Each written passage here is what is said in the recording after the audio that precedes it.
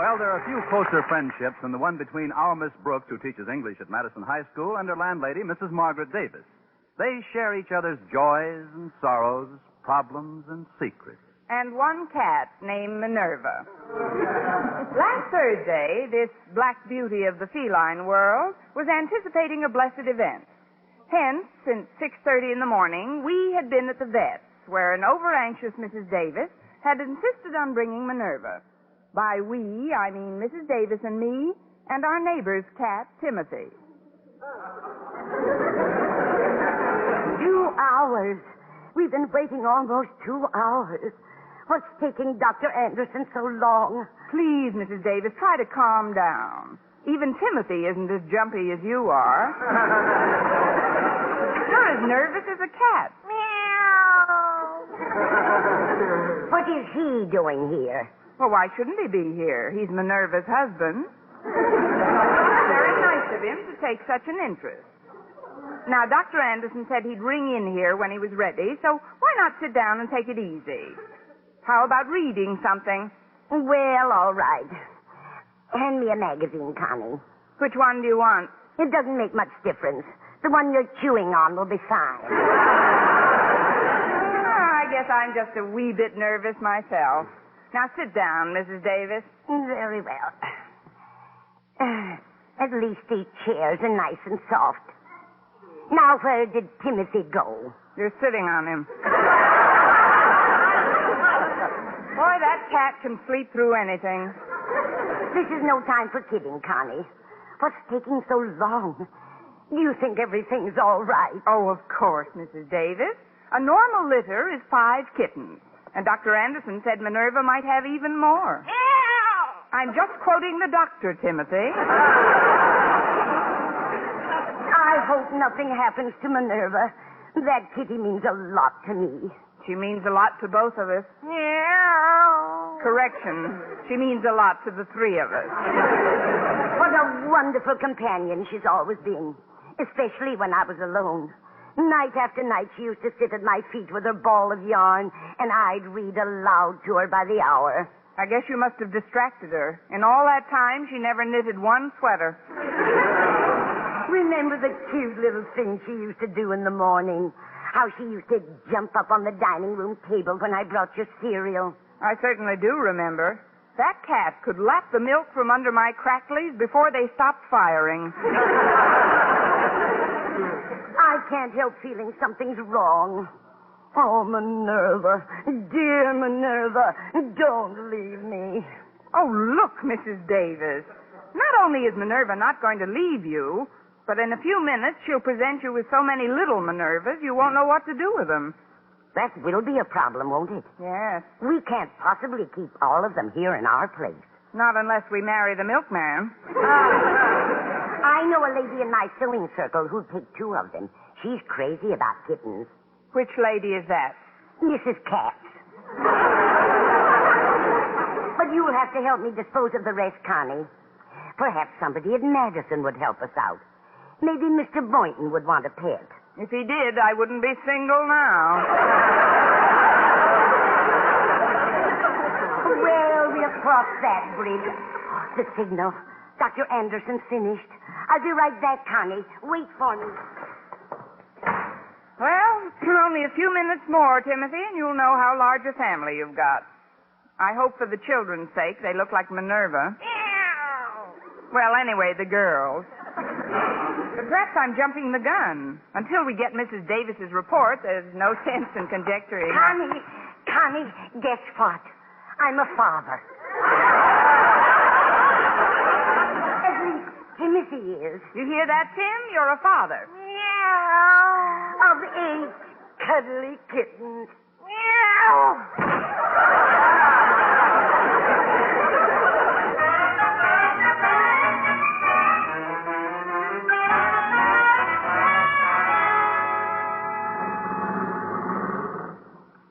Goodbye, Mrs. Davis. Thanks for the lift. Well, good morning, Walter. Greetings, elegant educator. And how is Madison's most sparkling and effervescent personality today? She stopped fizzing an hour ago. I noticed Mrs. Davis dropped you off. How come you didn't avail yourself of the Denton delivery service today? It was sort of an emergency, Walter. I had to visit the veterinarian with Mrs. Davis. Really? Oh, I hope you didn't find anything wrong with her.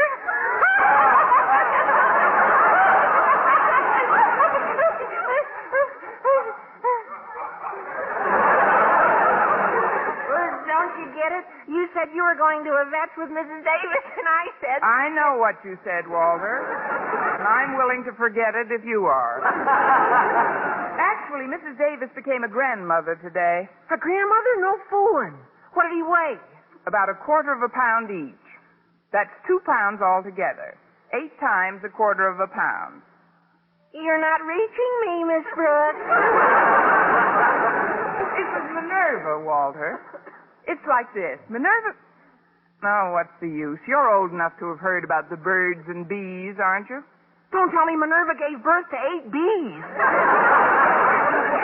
No, but the kittens she had aren't much bigger. Which brings us, by way of Passaic, to the subject at hand. What are Mrs. Davis and I going to do with 8 kittens? Well, you should have thought of that before you... What am I saying? Now, please, Miss Brooks, if there's any way in which I can be of help... There is, Walter. You're fond of pets, aren't you? Oh, sure I am. Then it's settled. You can take 2 of the kittens home. Yeah, well, I'd like nothing better, but how do you think they get along with Wolf? Wolf? Yeah, my father's police dog. He's awfully vicious. Only listens to my father. He's what they call a one-man dog. That's enough of a meal for any dog. Don't you keep him muzzled? Well, my parents tried that, but he chewed through 4 of them. Muzzled, not parents. And then, too, we've got to consider Wolf's pal. Who's his pal, a mongoose? No, but almost as bad. My dad thought it would calm him down if he had a companion, so he brought home a pretty bloodthirsty bulldog the other night.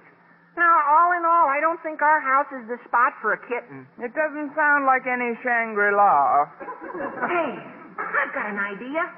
Why don't you try Mr. Boynton? I'd love to. I mean, that's my next stop.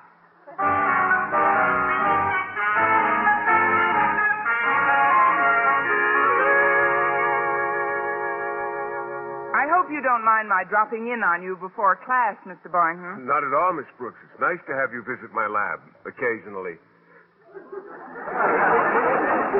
You'll have to excuse me for a moment while I finish feeding these rabbits. Go right ahead. I bet you've never seen anyone fed with an eyedropper before. Not since the last time you treated for lunch. No, I never have, Mr. Boynton. Now, open your mouth. Wider. Come on, wider still. Why not go? Please, Miss Brooks, they won't eat when you're clowning like that. It'll just take another minute. Well, if I'm disturbing you, Mr. Boynton... No, you're not disturbing me at all, Miss Brooks. That's one thing about you. When you're in the lab with me, I can always concentrate perfectly on whatever else I'm doing. That's what I get for buying a perfume called...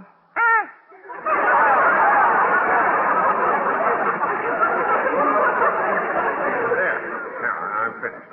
Now, what was it you wanted to see me about? Well, to begin at the beginning, Mr. Boynton, I went to the vet's this morning with Mrs. Davis. Really? I hope he didn't find anything wrong with her. I guess I can get off a good one myself once in a while, eh, Miss Brooks? You got off that one too soon. It hasn't hatched yet.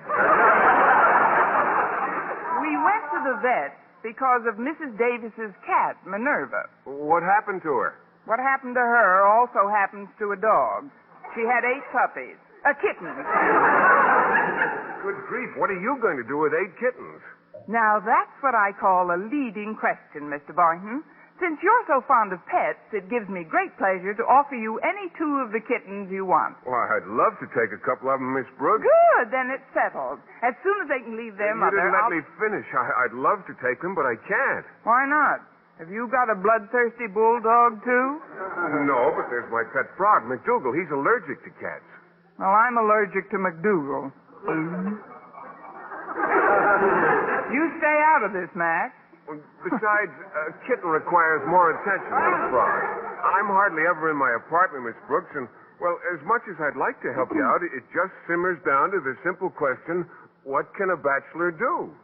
Ooh, hoo, hoo. Have I got an answer for that one?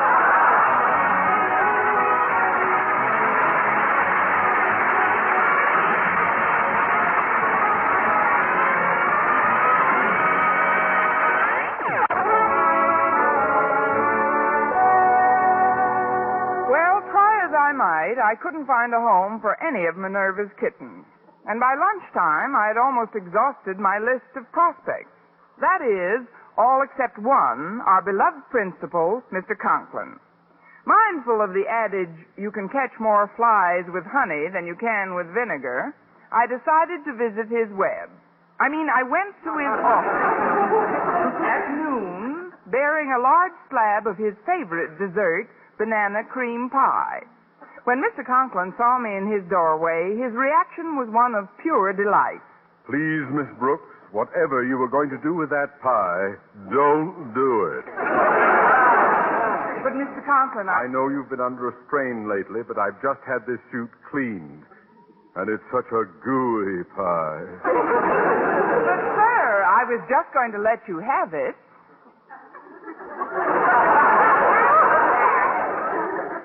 That's what I was afraid of. Here, I'll just set it down on your desk near the chair. There. See, I didn't get any on you at all. I'm not out of the woods yet. It'll probably jump into my lap after you leave. Now, what, may I ask, is the reason behind this sacrificial offering? It's merely a slight expression of my esteem for a good and kind principal. If it's all the same to you, I feel safer when I'm crabby, mean old Marblehead. Now, what do you want, Miss Brooks? Want? Well, surely I can make a nice gesture toward you without wanting something, can't I? Well, I suppose so. That's better. Now, here's what I want. You see, sir, Mrs. Davis and I had to go to the vet's this morning. Really? I hope he didn't find anything wrong with you.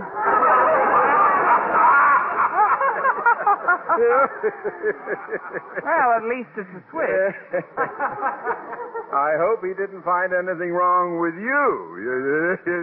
Do you get it? I've had it.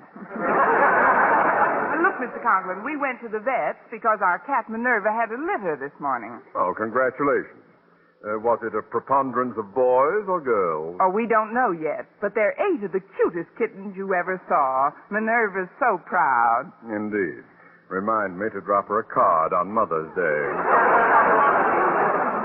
Now, tell me, Miss Brooks, what in heaven's name are you going to do with 8 kittens? That's just the question I needed here. Mr. Conklin, we can't possibly keep all those kittens, so I thought you and Mrs. Conklin might take a couple off our hands. You thought what? For your information, Miss Brooks, my home is not now, nor will it ever be, a depot for stray felines. I am definitely anti-cat. But, Mr. Conklin... And even if I were, you have chosen the worst possible time to bring up the subject of household pets. Only last month, I got rid of a gigantic police dog. A police dog? My wife had taken a fancy to the brute. Why, for weeks she spent every evening with him in our living room. Where did you spend yours? On top of the piano. What a vicious beast he was. Even his name made me nervous. Wolf. Wolf? But I know a wolf. There's... Keep your private affairs to yourself. The only reason I permitted the animal to enter my house was because of my wife. Someone told her the previous owner had been mean to the creature, and that's all she needed. My wife falls for every sob story she hears about animals. She must be awfully tender-headed. Hearted. She is indeed. In the last few years, we've had a steady procession of parrots, canaries, goldfish, monkeys, and dogs. Why, we even harbored a small deer at one time. A deer? How did she happen to take that? Someone told her he'd sprained his ankle falling out of a tree. But to get back to the latest monster, I got rid of Wolf by presenting him to the father of one of my pet peeves, Walter Denton. Yes, I know. Sometimes I can picture them both in the backyard together. and I conjure up a rather delightful vision. A vision wherein one of them slips his leash and they clash. But enough of the animal world. You'll have to work out some other excuse me, Daddy, but it's important. Oh, what is it, Harriet? The school custodian wants to see you right away. One of the furnace pipes is leaking. Harriet, don't get so close to the desk. But he says it's urgent, Daddy, and... Watch out for that pipe. Oh, there's no damage, sir. Luckily, it fell on this old rag on the chair. That old rag happens to be my top coat. I knew you'd get me sooner or later. But it wasn't Miss Brooks' fault, Daddy. She just... Quiet, collaborator. Now, come on. Lead me to the trouble spot. You stay here and take any incoming phone calls, Miss Brooks. But, sir, what about my lunch? You'll find a delicious piece of banana pie on the second button of that coat. I do everything in this school with my own two hands. It doesn't get done at all. I have to do everything in this school with my own two hands. It doesn't get... What a sour ball. Really? Oh, well, we can't all be... Hello? Sourball's office? Mrs. Is that you, Connie? Yes, Mrs. Davis? That's right, dear. I haven't been able to find a home for any of the kittens yet. Me either, Mrs. Davis, but I think I've got an idea. Good.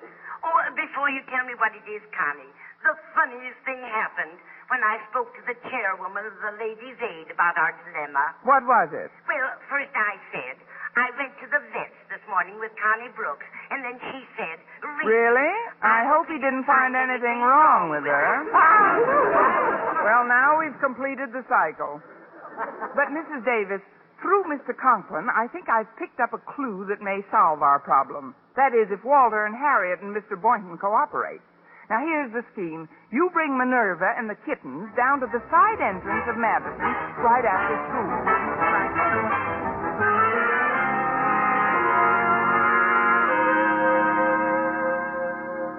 Mr. Conklin isn't back from school yet, Miss Brooks, but you can wait for him right here in his study. Thanks, Mrs. Conklin. I'll just put this basket down.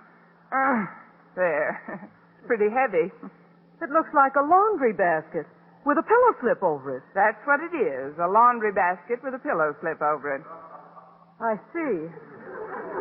Going to drop it off on your way home? I wish I could. No, I'm afraid it's not as simple as that.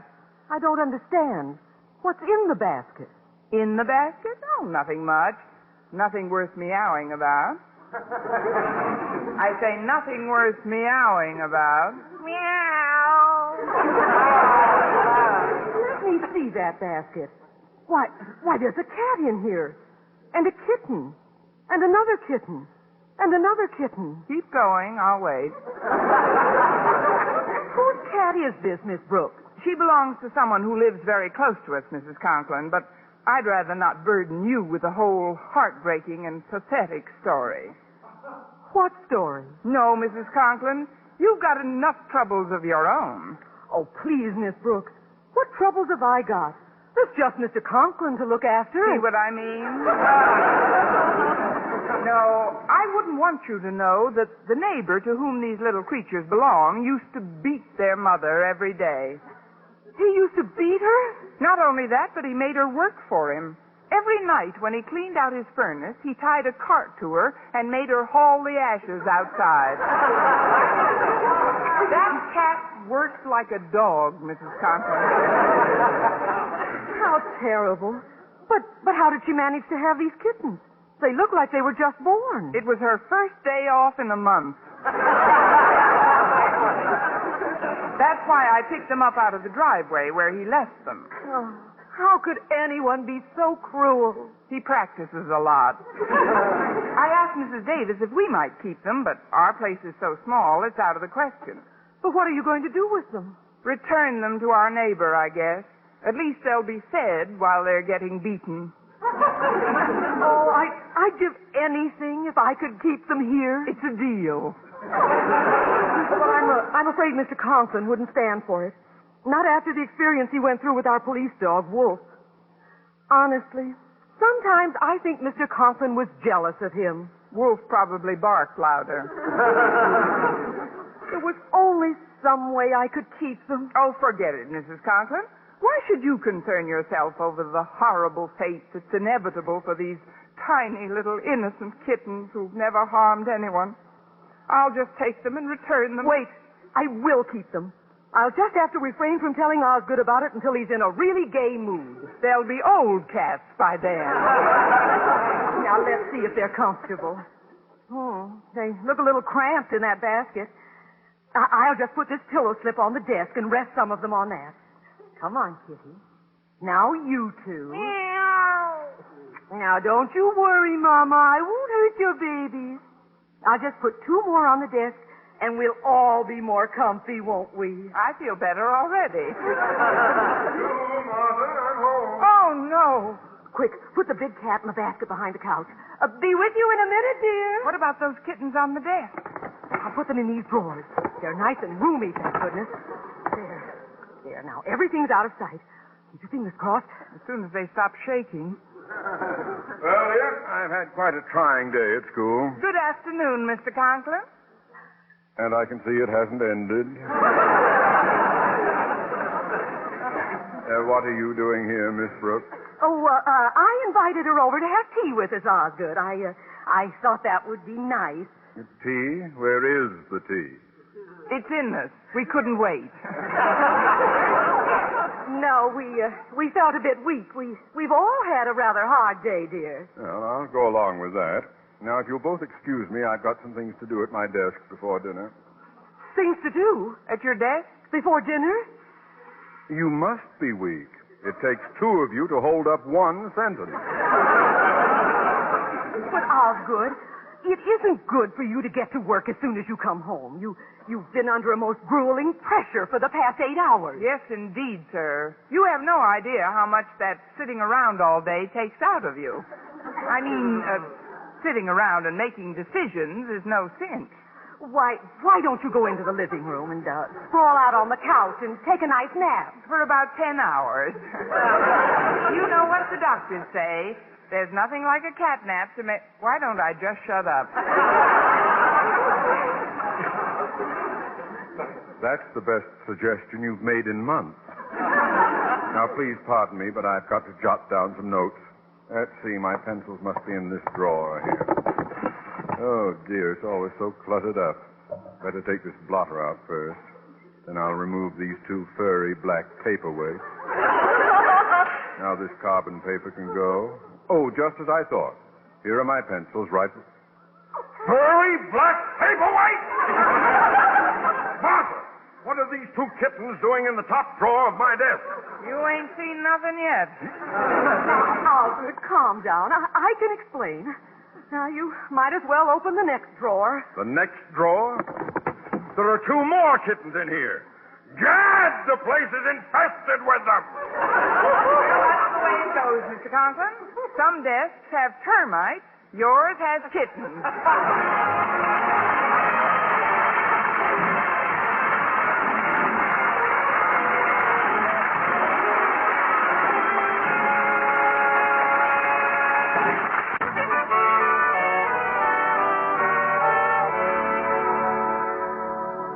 And now, once again, here is our Miss Brooks. Well, Mr. Conklin soon put 2 and 2 together. Then I took the 4 of them and put them back in the basket with their mother.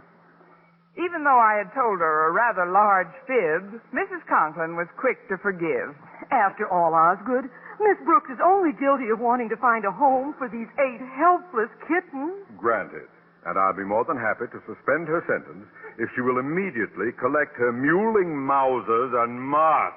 Well, I guess there's nothing else I can do. Of course, Mrs. Conklin, I was hoping someone could keep them at least until they're old enough to be torn from their mother's side. Oh, I'd love to. Osgood, don't you think Not that... another word, Martha. In the month that Mastodon Wolf was under this roof, my nervous system had all the pet it could stand. Mother, Daddy, I'm home, and guess what? What? That's what. Oh, Gad! He's back! Yes, Daddy. Wolf broke out of the Denton's backyard, and he's on our front porch this very minute. Well, what's he doing there? Well, when I left him, he'd just eaten up half the welcome mat. Oh, the poor dear. I hope it doesn't dull his fangs. He just won't stay at the Dentons, Daddy. I think he wants to come back and live with us. I couldn't stand it. Not for another minute. You've got to get rid of him. Somebody's got to take him away. Mr. Conklin, I'll make you a proposition. If you'll let Mrs. Conklin keep the kittens here, I'll take Wolf home with me. What's that? If we keep the kittens, you'll remove that dinosaur from the premises? Yes, sir. What do you say? Here, kitty, nice kitty. Here, kitty. Then it's agreed. Goodbye, Mrs. Conklin, and thanks for everything. Good night, Miss Brooks, and thank you. Wolf? Where are you, Wolf? Right over here, Miss Brooks. Did I do a good job of barking? Oh, just perfect, Mr. Boynton. You were very convincing. Then they're going to keep the kitten. They certainly are. And now the least I can do is keep my end of the bargain. What do you mean, Miss Brooks? Come on, Wolf. We're going home.